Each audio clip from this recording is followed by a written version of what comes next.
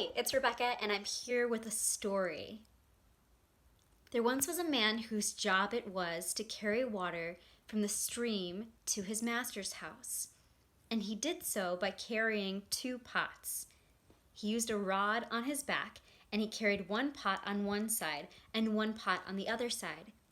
Now the first pot was perfect in every way. It was perfectly formed, it was made of the best clay, and it carried all of the water that the water bearer put in it.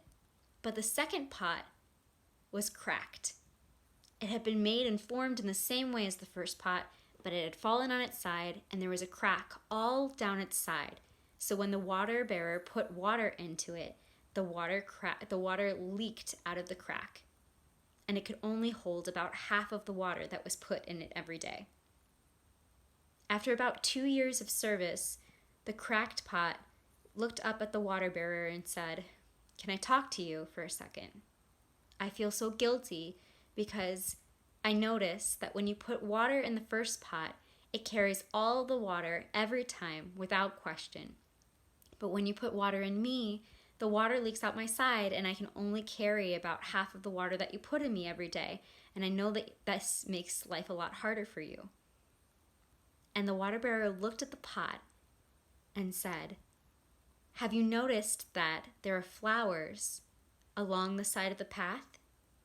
And the pot said, "Yes." And the water bearer said, "Have you noticed that there's only flowers along one side of the path? This is because I know that you leak water. And so I planted seeds along the side of the path, so that every day when we walk up, the water that leaks out of your side waters all of the flowers along the side of the path and makes my master's house more beautiful."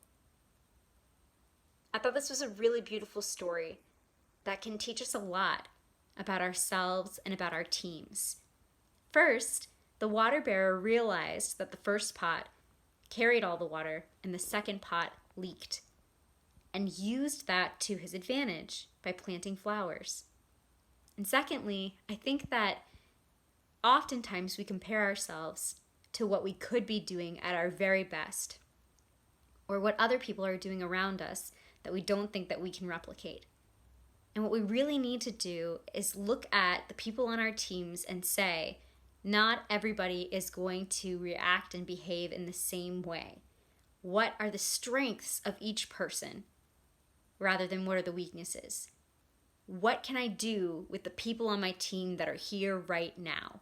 How can I allocate them so that their strengths shine through? I hope this gives you a little bit of food for thought. Love and light to you.